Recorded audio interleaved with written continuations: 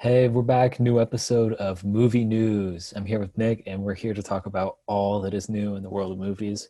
And we have a lot. Now, we're going to Yep. start off with the breaking news that Dune has been delayed to October of 2021. I'm heartbroken. This is my most Yeah, anticipated film of 2020, and it's this gone. was this was the subject of one of basically our first video. I think Yeah.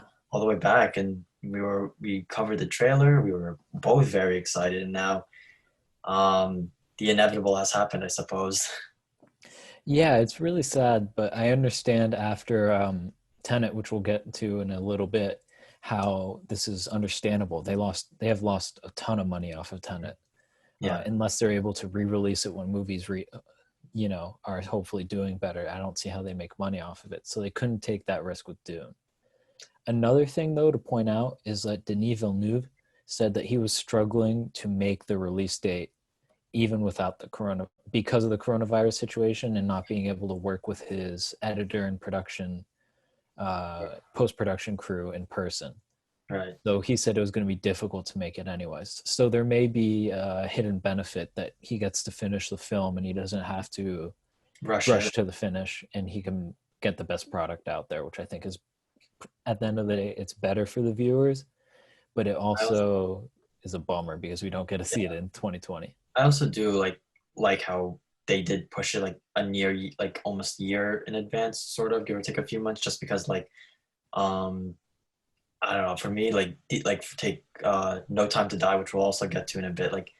Like these like delays of a few months, I feel like just make it worse. Like just make the agony all that more worse. So when they push for instance, Steven Spielberg's West Side Story, we make like a full year like in advance. Like that was their first like big delay. Then like at least then they give themselves room that they want to move it up, they can move it up. But otherwise, like we don't have to keep like having our getting our hopes up and disappointing over and over again.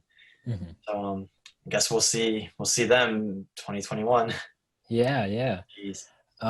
There's a lot to go talk about, so we'll move on to the Free Guy trailer, which dropped today as of when we're recording. Um, so I'm I had a limited amount of excitement for this after the first trailer. The trailer I thought was actually pretty good, but I Mhm. was like, I don't know about this. This could be like one of those movies that has good trailers but isn't good. I'm Right. I'm on board.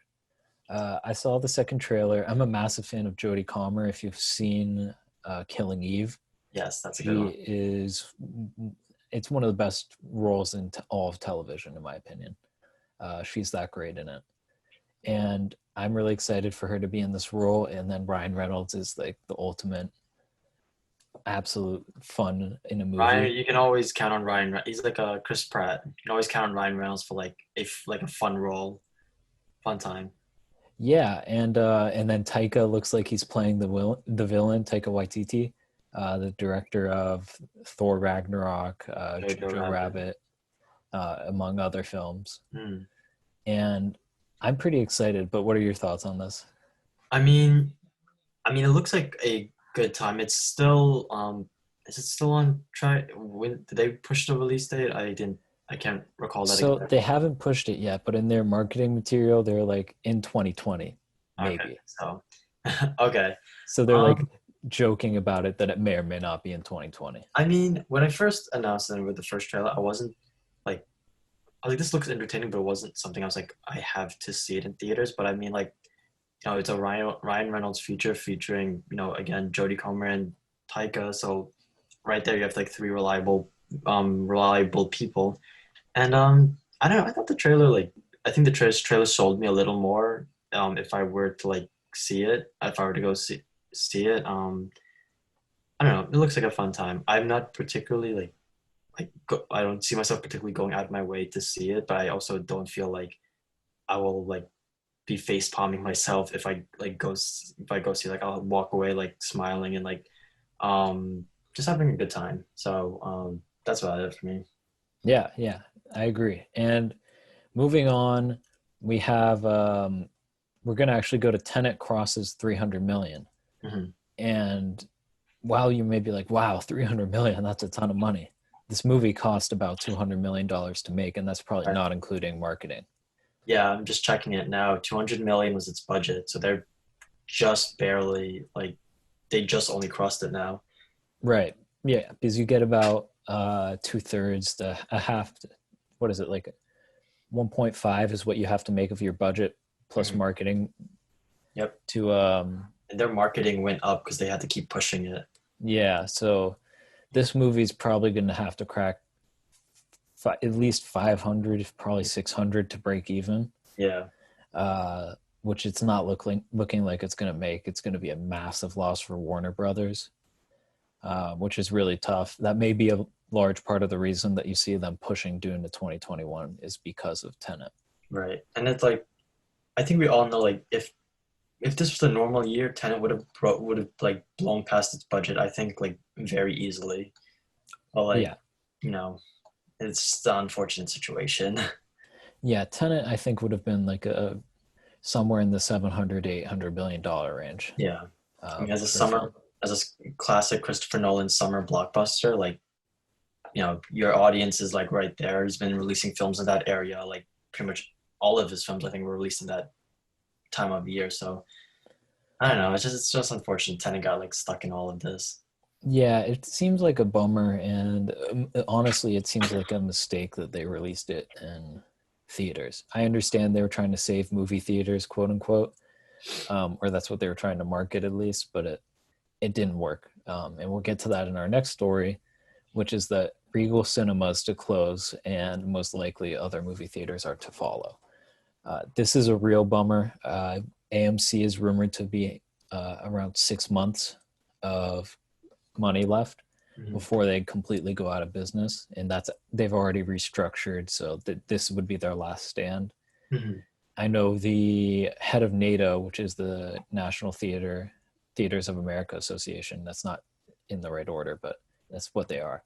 Um, they sent a letter to Congress basically asking for a bailout, uh, but they're still waiting to hear back. So it seems like the movie theater industry as a whole is in a really terrible position, in a grim spot. And Regal Cinemas is the first to close, but not the last. It's the darkest timeline. It is definitely the darkest I, timeline. I'm just like wondering, like, what does that even look like when you like, let's say, rough percentage, 75% of like movie theaters like shut down. It's like, what does that look like for the rest of like the industry, for like, film, like the film watching community or just the public in general? Like, what does that?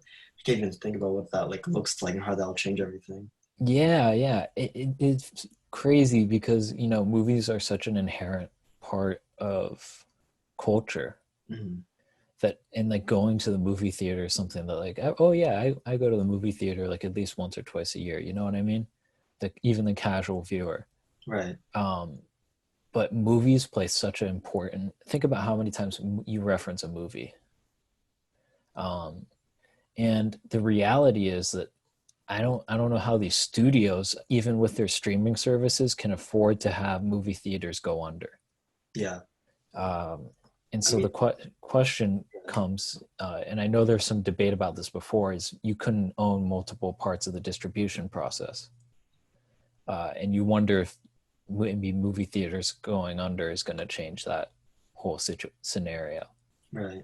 which is, I think it's bad for your average viewer, that it could be owned by the same studios that are making the films, but it may be the new reality, because I just can't imagine what it is without movie theaters. Because there's Right. a great, it was either the Hollywood Reporter or Variety who does these roundtables, and they had one with producers that talked about, and heads of studios who talked about what streaming services do and what movie theaters do.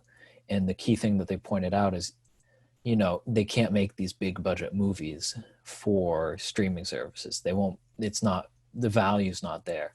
They can make so much more money off of movie theaters. So you wonder what that's Yeah. going to do for the whole entertainment industry as a whole. I just think it's funny, like from the way you're like describing it, like in order to save themselves, they will have to go back to a system they like the government forced them to like basically like abolish back in like with the Paramount degree. For those who don't know, that's how the studio system broke up. Um, I don't know. It's like, can you imagine after all these years, they'll have to go back to like save themselves? It's like who would have thought? Like, Yeah, and I don't know if they well, even like they even can do that. Like I don't know how much cash these companies as a whole are sitting on right now. I don't think they're doing particularly well. I don't think the companies that own a Universal Studios or a Warner Brothers, like I don't know how well those companies are doing if they could afford to do something like that. Like that may be something that they're just like, that's too high of a risk. We can't do that right now. I So just it's a scary future. I just like to think that like back when we saw like Star Rise of Skywalker, like it wasn't like the best movie of the year, or even seeing something like one of the Marvel movies, like being in the theater with a certain crowd, like that's part of the experience. And like, Yeah. experiencing like the big stuff, like, I know Wonder Woman is still scheduled to release this year. It's kind of like you need that experience. You can't get that, always at home. So Yeah, um, there's nothing like seeing a comedy movie where people are laughing along with you at a great joke, or a horror movie where, like A Quiet Place where everyone's completely silent and then you just hear the one person scream at the jump scare. right. Like those are experiences that are just like you can't get those at home. Yeah. So moving on from the grim future, let's look at some end off with some casting news. We have Idris Elba and John Cena to star in a movie called Head of State, which is being described as Air Force One meets Hobbs and Shaw. Are they What are shooting your for overall this? thoughts? Are they shooting for this to be a theatrical or a streaming? Um, it was unclear to me what the plans were. I believe it was bought by Amazon, if I'm Okay. correct. Okay. So it could be going either way. Right. Well, I mean, my thoughts, like, kind of like my thoughts about Free Guy, like, I think I'll be sufficiently entertained from just those two stars, like, alone. Like, um, it's like Idris Elba and like John Cena. Like, it's such a it's a combo that like in your head might seem strange, but it also like just works because they're both good entertainers, and like I feel like even at a relatively like basic level, they'll still be able to produce something that is like entertaining, even if it reaches that like Fast and Furious level of like real stupid or real fun and like really entertaining type way. So I mean, Air Force One meets Hobbs and Shaw. That's all you need to know right there. It doesn't matter who you casted in the film. That's all you needed to know right there. Yeah, I mean, talk about a great um, comparison. When you're pitching films, one of the things they talk about, even in one of our screenwriting classes, was you have to have a comparison, or like it's this film meets that film, or it's a like certain film but with a modern twist on it, like that Mhm. sort of thing. Uh, and it's a great little phrase to have, because I don't know about you, but I love Air Force One. It's one of Yeah, those movies that's like you're like, this is so unrealistic, but I am loving every second of it. And Harrison underrated. Ford as the Yeah, president, underrated Harrison Ford performance. oh, No. it's one of his, honestly, it's one of his best. Hmm. It's just so much, that movie itself is so much fun. Hmm. Hobbs and Shaw, I like the relationship that they're probably referencing within Hobbs and Shaw. I'm not a big fan of that movie, to be honest. I mean, that's fair. I mean, Uh, that's what I was kind of referring to, like the real stupid, like but really like kind of just nutty energy. Like, I think it'll be. I think the relationship is probably something they're shooting for, and just the Air Force One comparison. Even then, like you said, Air Force One. Like I pictured that last scene with the plane crashing. Like mhm. there's gonna be some ridiculous stuff like happening in this movie, which is why like I was just about to say, if they can get someone really good to do their action, like I know this would be maybe too big, but like Chad Stahelski from the John Wick films, I just think that'll make the film so much more like insane if they get like Yeah, really good like executed action plus these two stars plus whatever plot they come up with, whatever plot they have. I think it's gonna be pretty fun time. or even like a Sam Hargraves. He did a Yeah, lot of the Avengers movies, Extraction, and The Mandalorian season 2. right, right. But with that, that wraps up our movie news episode for today. Thank you guys for making it all the way this far. We're pretty proud of you guys. If you like the video, don't forget to like and subscribe. We really appreciate it, and we'll see you next time. Peace out.